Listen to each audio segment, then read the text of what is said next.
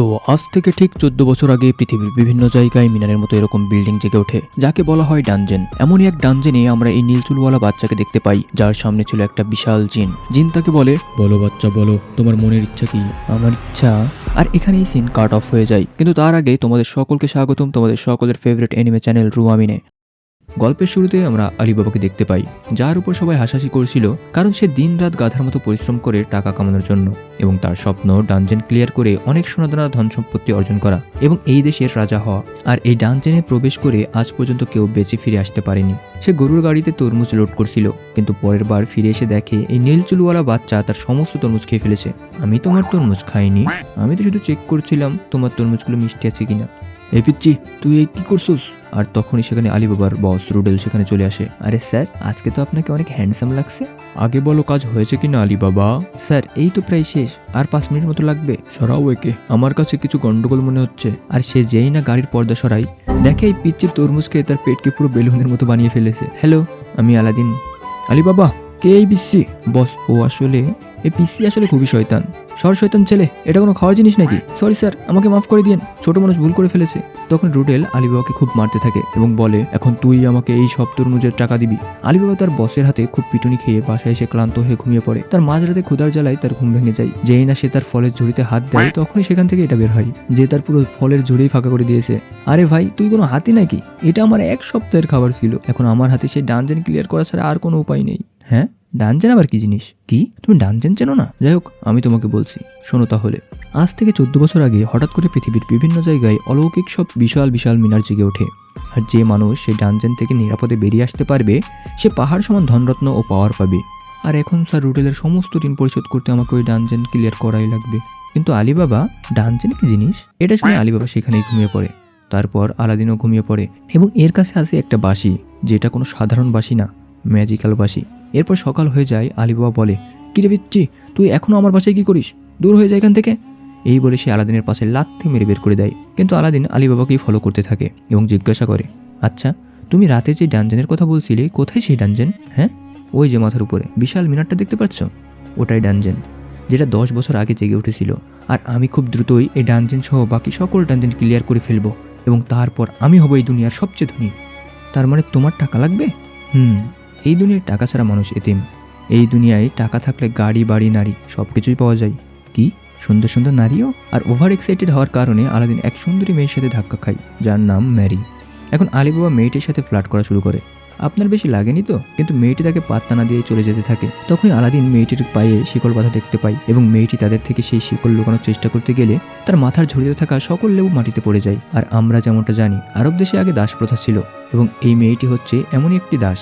আর তাদের মালিক তাদেরকে জানোয়ারের মতো সব ধরনের কাজ করাতো। বুঝতে পারছো আলাদিন, আমরা কি এক নিষ্ঠুর পৃথিবীতে বাস করি? আলিবাবার কথা শেষ করার আগেই আলাদিন ম্যারির কাছে এগিয়ে যায় এবং একটা বাঁশি বাজিয়ে ম্যারির পায়ের শিকল ভেঙে ফেলে। এটা তুমি কি করলে আলাদিন? দাসের শিকল ভাঙা একটা দণ্ডনীয় অপরাধ।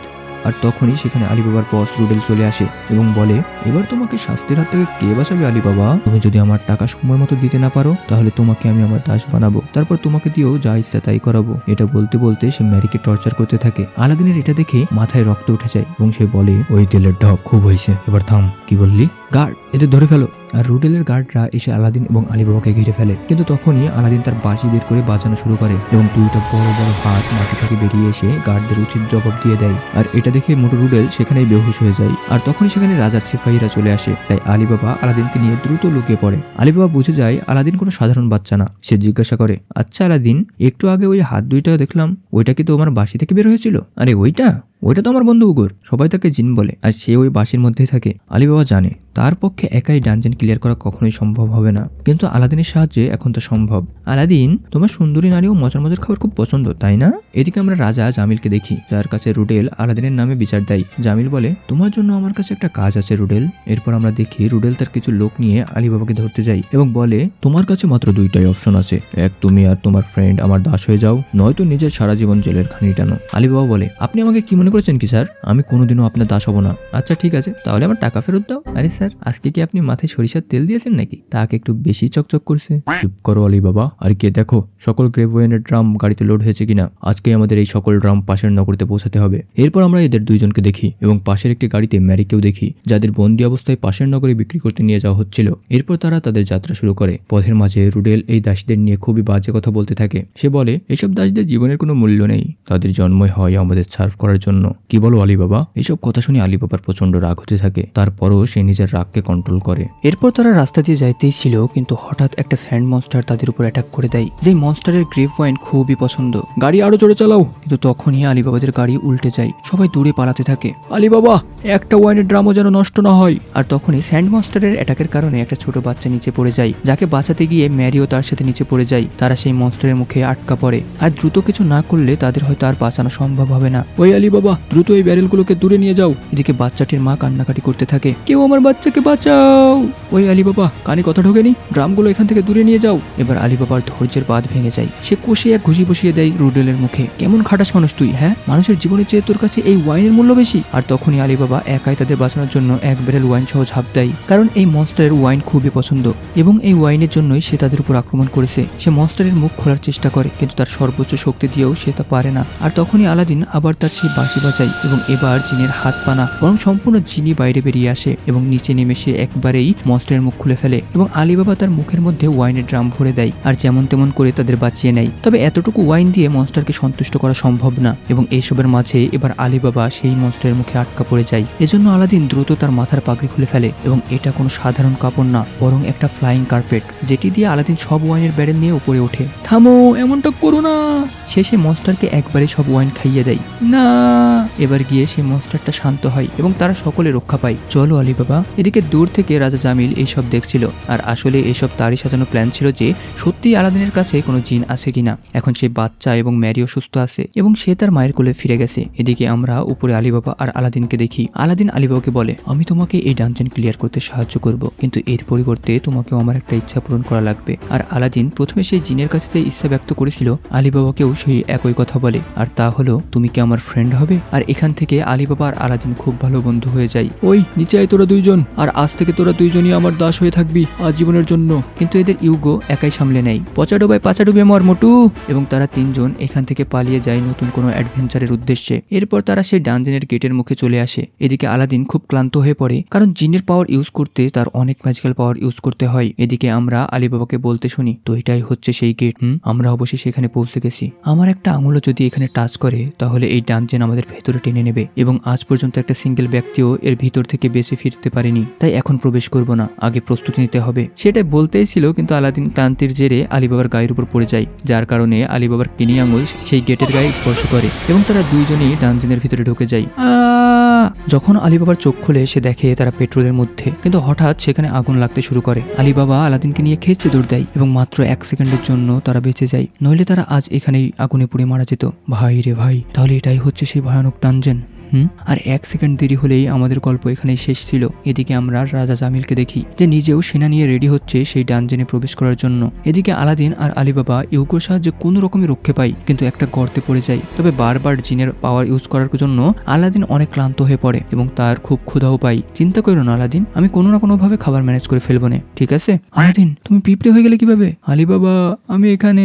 আমরা দেখি আলাদিন একটা বিশাল পিঁপড়ার মুখের মধ্যে আছে। আলী বাবা, আমাকে বাঁচাও প্লিজ। আলী বাবা যেমন তেমন করে তাকে বাঁচায়, কিন্তু এতে পিঁপড়া খেপে যায়, চারিদিক দিয়ে তাদের ঘিরে ফেলে। আলী বাবা আর কোনো উপায় না পেয়ে তার তলোয়ার বের করে এবং আমরা দেখি আলী বাবা আসলেই একজন ভালো তলোয়ারবাজ। সে একে একে সকল পিঁপড়াকে কাটতে শুরু করে, কিন্তু তখনই সব পিঁপড়া মিলে একটা মনস্টার পিঁপড়াতে পরিণত হয় এবং মনস্টারটা তাদের উপর ফায়ার অ্যাটাক শুরু করে। আলী বাবা আলাদিনকে নিয়ে একটা পাথরের পিছনে লুকায়। আর কোনো উপায় না দেখে আলাদিন আরো একবার তার সমস্ত শক্তি কাজে লাগিয়ে ইউগোকে বাইরে ডাকে, কিন্তু মনস্টার পিঁপড়াকে মারলেও সে বারবার রিজেনারেট করতে থাকে। তাই আলাদিন তার অবশিষ্ট শক্তিটুকু দিয়ে একটা খুবই পাওয়ারফুল অ্যাটাক করে এবং মনস্টার পিঁপড়া সেখানেই মাটিতে মিশে যায়। কিন্তু এত এনার্জি একসাথে ইউজ করার কারণে আলাদিন অজ্ঞান হয়ে পড়ে। এরপর আলী বাবা আলাদিনকে নিয়ে একটা সেফ জায়গায় বিশ্রাম নেওয়ার জন্য থামে। সে মনে মনে ভাবে, আজ আলী বাবা আমার জীবন কয়েকবার বাঁচিয়েছে, কে জানে সে না থাকলে আজ কি হতো। তাই এখনই সময় আলাদিনকে আমার সব সত্য খুলে বলার, যে আমি কেন এই ডানজেনে প্রবেশ করেছি। এরপর আমরা ফ্ল্যাশব্যাকে একটা মেয়েকে দেখি। এরপর আলী বাবা আলাদিনের বাঁশি বাজানোর চেষ্টা করে, কিন্তু আলাদিনের এই বাঁশি আলাদিন ছাড়া আর কেউ ইউজ করতে পারে না। এখন তারা বিশ্রাম নিতে থাকে, কিন্তু তখনই আলাদিন কারো পায়ের আওয়াজ শুনতে দেখতে পায়। সে ঘুরে দেখে সেখানে সেই দাসী ম্যারি। তুমি এখানে কি করছো হ্যাঁ? আর তখনই জামিল তার পেছন থেকে সামনে আসে এবং সে কোনো কথা না বলে সোজা চলে যায় আলাদিনের কাছে এবং তাকে নিয়ে যেতে থাকে। কোথায় নিয়ে যাচ্ছ তাকে? হ্যাঁ? কর্টাস, ওকে মেরে ফেলো। কর্টাস আলীবাবাকে মারার জন্য তার তলোয়ার উঁচু করে, কিন্তু তার আগেই আলীবাবা তাকে হারিয়ে দেয়। বাহ বাহ বাহ, আমি তো তোমাকে দুর্বল ভেবেছিলাম, তুমি তো আসলে অনেক পাওয়ারফুল, আর তুই দুর্বল। এই বলে জামিল তার স্লেভ কর্টাসকে মারতে থাকে। ভাই, আসলে এই জামিল খুবই বড় মাপের জালিম। সে তার স্লেভদের সাথে জন্তু জানোয়ারের চেয়েও বাজে আচরণ করতে থাকে। এটা দেখে আলীবাবা থ হয়ে যায়। কান পেতে শোন ছেলে, আজ থেকে তুই আমার জন্য কাজ করবি, কারণ তুই আমার বাকি স্লেভদের মতো এত দুর্বল নোস। এই বলে সে আবার কর্টাসকে মারতে থাকে। এবার তুই আমাকে এই ডানজেন ক্লিয়ার করতে সাহায্য করবি। এরপর তারা এই জ্বলন্ত আগুনের গুহার সামনে চলে আসে, যেখানে পুরান ভাষায় কিছু একটা লেখা ছিল। ও, এটা তো টরেন ল্যাঙ্গুয়েজ। ও, তুমি তাহলে এটা পড়তে পারো। কি লেখা আছে এখানে? এখানে লেখা আছে, এখানকার এই ফায়ার ট্র্যাপকে বন্ধ করার সুইচ এই ড্রাগনের মুখের ভেতরে। যাও তাহলে সুইচটা খোঁজো। যেহেতু আলাদিন আলীবাবাকে মৃত্যুর হাত থেকে অনেকবার বাঁচিয়েছে, তাই আলাদিনের কথা চিন্তা করে আলীবাবা এটা করতে রাজি হয়ে যায়। আলীবাবা যেহেতু খুবই বুদ্ধিমান এবং ঝটপটে স্বভাবের, তাই সে খুব সহজেই এই ট্র্যাপ পার করে সুইচ পর্যন্ত পৌঁছে যায় এবং সেই সুইচ অফ করে দেয়। তাই বাকিরাও খুব সহজেই সেই ট্র্যাপ পার করে ফেলে। কিন্তু তারা পার হওয়ার সাথে সাথেই আলীবাবা যেখানে দাঁড়িয়েছিল সেখানে আগুন লেগে যায় এবং আলীবাবা সেখানে পুড়ে ছাই হয়ে যায়। আহারে বেচারা। চলো এবার তোমরা দুইজন। এরপরই আলাদিনের জ্ঞান ফিরে আসে। সে জিজ্ঞাসা করে আলীবাবা কোথায়, আর জামিল তাকে খাবার দেয় এবং সব মিথ্যা কথা বলে যে আলীবাবা তাকে রেখেই পালিয়ে গেছে এবং সাথে তার বাঁশিও নিয়ে গেছে এবং জামিল তাকে অনেকগুলো মনস্টারের হাত থেকেও বাঁচিয়েছে। যাই হোক, পরিচিত হও, এরা দুইজন হলো আমার স্লেভ গল্টাস এবং ম্যারি। এরা দুইজনই খুবই শক্তিশালী, আর এখানে ম্যারি তোমার খেয়াল রাখবে। এই বলে জামিল গল্টাসকে নিয়ে সেখান থেকে চলে যায়। হাই ম্যারি, তুমি কি আমাকে চিনতে পেরেছো? আমি আলাদিন। ম্যারি তার কথার কোনো উত্তর দেয় না, কিন্তু আলাদিন তার আজব আজব ফেসিয়াল এক্সপ্রেশন দেখিয়ে তাকে হাসিয়ে ফেলে। ইয়েস, হাসি তো ফাঁসি। এখন আলাদিন তার সাথে খাতির জমানোর জন্য বলে, তোমাকে তো হাসলে অনেক মিষ্টি লাগে, কিন্তু তোমার চেহারা এমন নুয়ে পড়েছে কেন? আসলে ম্যারির খুব করে ইচ্ছা করে তার গ্রামে ফিরে যেতে, সেখানকার মিষ্টি মিষ্টি ফল খেতে এবং স্বপ্নের মতো সেই সূর্যোদয় দেখতে, কিন্তু সে তো একটা দাসী। সে তার মালিকের ইশারার বাইরে এক পাও নড়াতে পারবে না। সমস্যা নেই, আমি তোমাকে সেখানে নিয়ে যাব। কিন্তু তাও ম্যারি রাজি হয় না, কারণ সে জামিলকে প্রচন্ড ভয় পায়। বুঝেছি, তোমার পায়ের বেড়ি ভাঙার আগে তোমার মনের বেড়ি ভাঙতে হবে। যাই হোক, আলীবাবা কোথায়? আসলে আলাদিন জানতো জামিল তাকে মিথ্যা বলেছে এবং তার বাসি জামিলের কাছেই আছে। তোমার ফ্রেন্ড অত্যাধিক ভালো মানুষ, সাথে প্রচুর পরিমাণে বোকাও, যার কারণে সে শেষ হয়ে গেছে। কি? তখনই আলাদিন উপরের দিকে আলীবাবাকে দেখতে পায়। হ্যাঁ, আলীবাবা কি সত্যিই মারা গেছে? হ্যাঁ, সে সত্যি মারা গেছে। আলাদিন ভয় পেয়ে যায়। এটা আবার আলীবাবার কোনো ভূত টুত নতো, আসলে এটা আলীবাবাই ছিল, সে তখনও মরেনি। তখনই জামিল সেখানে চলে আসে। কিরে, তুই এখনো মরিসনি? না, কারণ আমি ইনভিনজিবল, আর আমি তোমাকে সম্পূর্ণ ট্রান্সলেশনটাও বলিনি। আসলে এই ডানজেন থেকে বেরোনোর রাস্তায় সেই ড্রাগনের মুখের মধ্যেই ছিল, আর আপনাকে ধন্যবাদ লর্ড, আপনার জন্যই আমি রাস্তাটা খুঁজে পেয়েছি। এই বলে তারা ফ্লাইং কার্পেটে চড়ে চলে যেতে থাকে। আলাদিন ম্যারিকে বলে, ম্যারি, পরের বার যখন তোমার মনের শিকল ভেঙে যাবে তখন আমি তোমাকে তোমার সেই গ্রামে নিয়ে যাব, আর এখন বাই বাই। এই কথা শুনে ম্যারিও কয়েক সেকেন্ডের জন্য ভুলে যায় যে সে জামিলের দাসী। সে মুক্তির সুবাতাস ফিল করা কেবল শুরুই করেছিল, কিন্তু তখনই জামিল তাকে অর্ডার দেয়, ম্যারি, তাদের থামাও। আর সাথে সাথে আবার ম্যারির মনে শিকল জড়িয়ে যায়, আর আমরা দেখি ম্যারির পায়ে প্রচুর শক্তি। সে তাদের প্রায় ধরেই ফেলবে, কিন্তু কয়েক সেন্টিমিটারের জন্য মিস হয়ে যায়, আর তারা দুজনেই সেখান থেকে পালিয়ে যায়। যেটি দেখে জামিল রাগে ম্যারিকে মারতে থাকে। এদিকে এরা দুইজন ডানজেনের মেন গেটে চলে আসে। এই দেখো, এই গেটকে ওপেন করার জন্য দুইজন প্রয়োজন। এরপর তারা দুইজন তাদের ডান হাত সেখানে দিয়ে সেই গেট খুলে ফেলে। তখনই এখানকার সকল দেওয়াল উধাও হতে থাকে এবং তারা অন্য আরেকটি শহরে চলে আসে। আর এই শহরটাও সেই ডানজেনের ভিতরেই ছিল, যেখানে কোনো মানুষের অস্তিত্ব নেই। তার মানে আমরা এখনো সেই ডানজেনের ভিতরেই আছি। হ্যাঁ, ইউগো আমাকে এমনই এক শহরের কথা বলেছিল, দ্য সিটি অফ ডেড। এরপর তারা দুইজন একসাথে এই শহরের একদম মাঝখানে একটা সিক্রেট ম্যাজিক্যাল রুমে চলে আসে। তখনই হঠাৎ গলটাস তাদের পাশে পড়ে যায়, যে আসলে মারাত্মক ইনজুর্ড ছিল। তারা তলোয়ারের আঘাত দেখে বুঝতে পারে এটা কুত্তা জামিলেরই কাজ, আর সেই মুহূর্তেই ম্যারি উড়ে এসে আলাদিনকে একটা লাথি মারে, যার কারণে আলাদিন উড়তে উড়তে গিয়ে দেওয়ালের সাথে বাড়ি খায়। আলাদিন! এদিকে আমরা দেখি আলীবাবার সামনে জামিল দাঁড়িয়ে আছে। তোমার সাহস কি করে হলো তোমাদের কিং জামিলকে ধোকা দেওয়ার? তুই কি জানোস আমি কি ভয়ঙ্কর সব মনস্টার থেকে পালিয়ে এখানে এসেছি? এই ডানজেনে কেউ কারো রাজা বা দাস না জামিল, আর তোমার যদি এতই ভয় লাগে তাহলে পেছনের দরজা খোলা আছে, ভেগে যাও। কি বললি? এই বলে জামিল আলীবাবার উপর তার তলোয়ার দিয়ে আক্রমণ করে দেয়, কিন্তু আলীবাবা তার সব অ্যাটাক ডজ করতে থাকে এবং সবশেষে আলীবাবা তার একটা অ্যাটাকের মাধ্যমে এই জামিলকে মাটিতে ফেলে দেয়। ফিরে যা জামিল, তোর মতো দুর্বলদের এখানে কোনো ভাত নেই। এখানেই জামিল বুঝে যায় আলীবাবা কোনো সাধারণ ব্যক্তি না, সে মারাত্মক পাওয়ারফুল। তখনই জামিল বলে, ম্যারি, আমাকে বাঁচাও।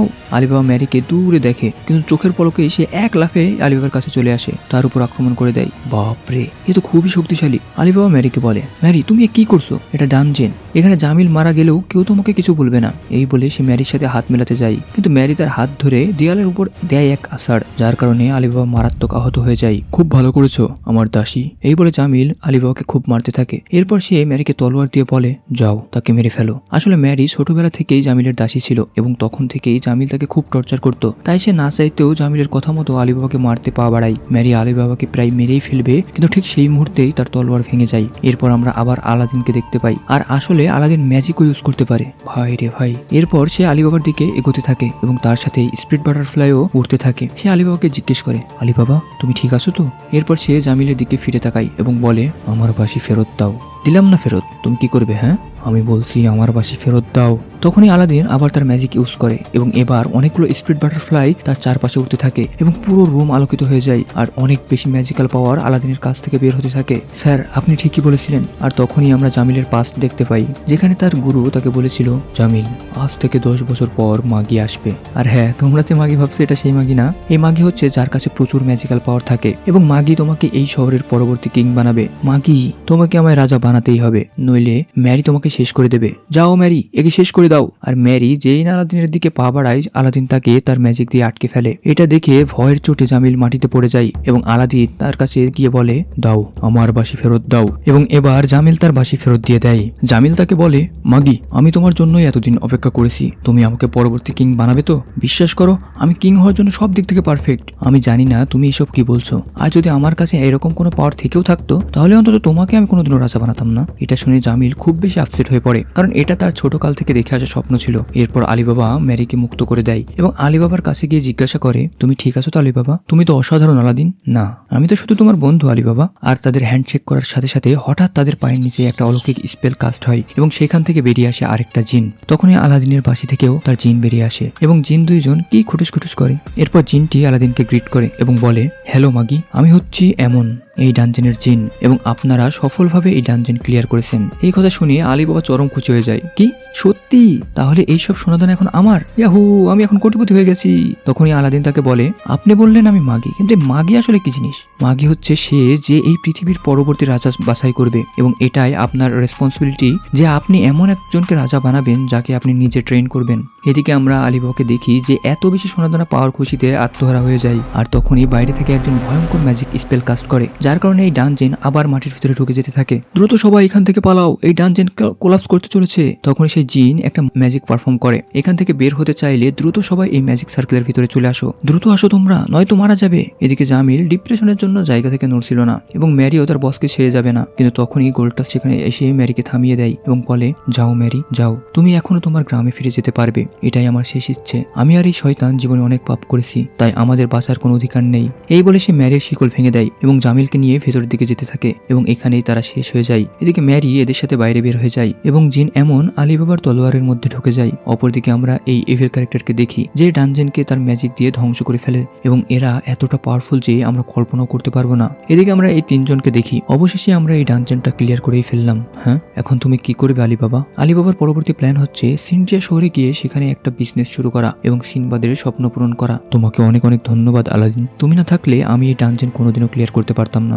বন্ধু হয়ে বন্ধুকে ধন্যবাদ দিতে নেই, জানো না? আমি তো সেই দিনই বুঝে গেছিলাম যেদিন তুমি নিজের জীবনের পরোয়া না করে ওই দুজনকে বাঁচাতে ঝাঁপিয়ে পড়েছিলে। তুমি আসলে খুবই সাহসী এবং ভালো মানুষ এবং আমার বন্ধু আলীবাবা। আলাদিন, এটা আমাদের অ্যাডভেঞ্চারের শেষ না, বরং এটা তো কেবল শুরু। তুমি ঠিকই বলেছো আলীবাবা। আর তখনই তারা তিনজন তিন জায়গায় টেলিপোর্ট হয়ে যায়। আলীবাবা নিজেকে শহরেই সকলের সামনে দেখতে পাই। আমার বিশ্বাসই হয় না এই বাচ্চা ছেলে সত্যি সত্যি এই ডানজেন ক্লিয়ার করে ফেলেছে এবং সবাই উল্লাসে ফেটে পড়ে। এদিকে ম্যারি শহর থেকে একটু দূরে টেলিপোর্ট হয় এবং আলাদিন এদের থেকে কয়েকশো মাইল দূরে টেলিপোর্ট হয়। আর এখানেই শেষ হয় এই অ্যানিমে। আর আমি নেক্সট যে অ্যানিমে নিয়ে কাজ করছি ভাই, সেই অ্যানিমের স্টোরিটা অন্য লেভেলের হতে চলেছে, যেটা তোমাদের পছন্দ হবেই। সো দেরি না করে চ্যানেলটা সাবস্ক্রাইব করে নাও এরকম অস্থির ভিডিও পেতে। অ্যান্ড আজকের মতো টাটা অ্যান্ড গুড বাই।